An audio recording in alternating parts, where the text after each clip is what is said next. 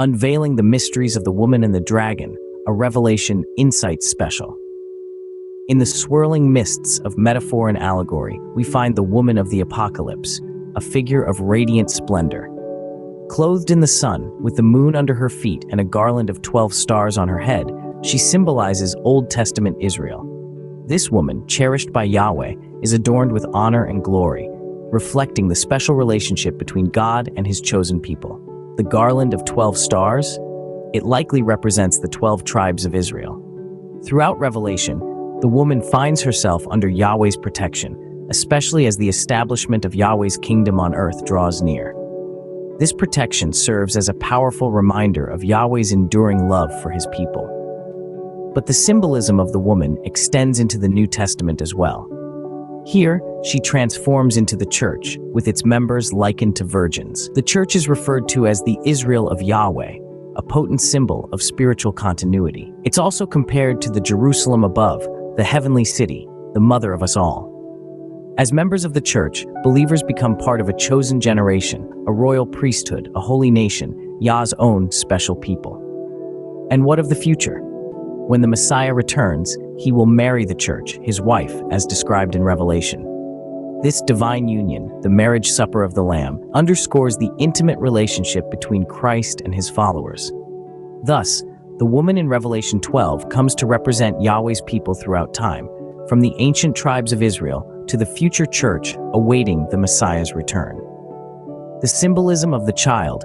Who is the child in Revelation 12?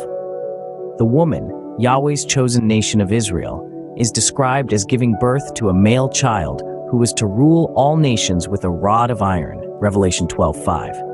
Indeed, Yeshua HaMashiach was born into this nation. The verse continues, and her child was caught up to Yahweh and his throne.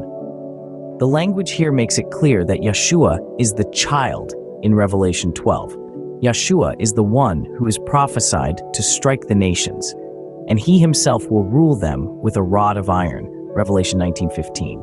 He is also the one who, after his resurrection, was taken up in a cloud to heaven, Acts 1:9-11. Who is the dragon? The third symbol of Revelation 12, a great fiery red dragon, verse 3, is described as having drawn a third of the stars of heaven and standing before the woman who was ready to give birth to devour her child as soon as it was born, verse 4. A few verses later, this dragon is clearly identified as Satan. So the great dragon was cast out, that serpent of old called the devil and Satan, who deceives the whole world, verse 9. As for the dragon drawing a third of the stars of heaven, this reference apparently represents Satan leading a third of the angels in a rebellion against Yahweh. Other passages show stars represent angels, Revelation 1:20.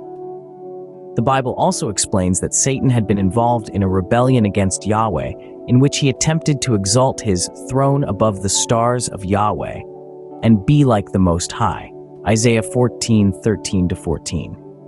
Satan then began his work as that serpent of old, the one who tempted Eve in the Garden of Eden, called the devil and Satan, who deceives the whole world, Revelation 12:9, emphasis added throughout. However, the book of Revelation also warns of deception. In stark contrast to the honorable woman, we find a dishonorable woman, the great harlot. This figure represents a false church that leads many astray, a sobering reminder of the need for discernment and faithfulness. In this exploration of the woman and the dragon in Revelation, we have illuminated the rich and complex symbolism of the woman. As Old Testament Israel, the New Testament church, and the future bride of Messiah, she embodies Yahweh's chosen people across the ages. This interpretation offers a fresh perspective on the text, encouraging us to see beyond literal meanings and explore deeper spiritual truths. The woman, the child, and the dragon. These are not just characters in a story, but symbols that reveal profound insights about Yahweh's relationship with his people, the challenges they face, and the ultimate triumph of good over evil. In the end, the woman and the dragon in Revelation is not merely a metaphor for modern-day events, but a timeless allegory that resonates with believers throughout history, inviting us all to reflect on our place in Yahweh's grand narrative.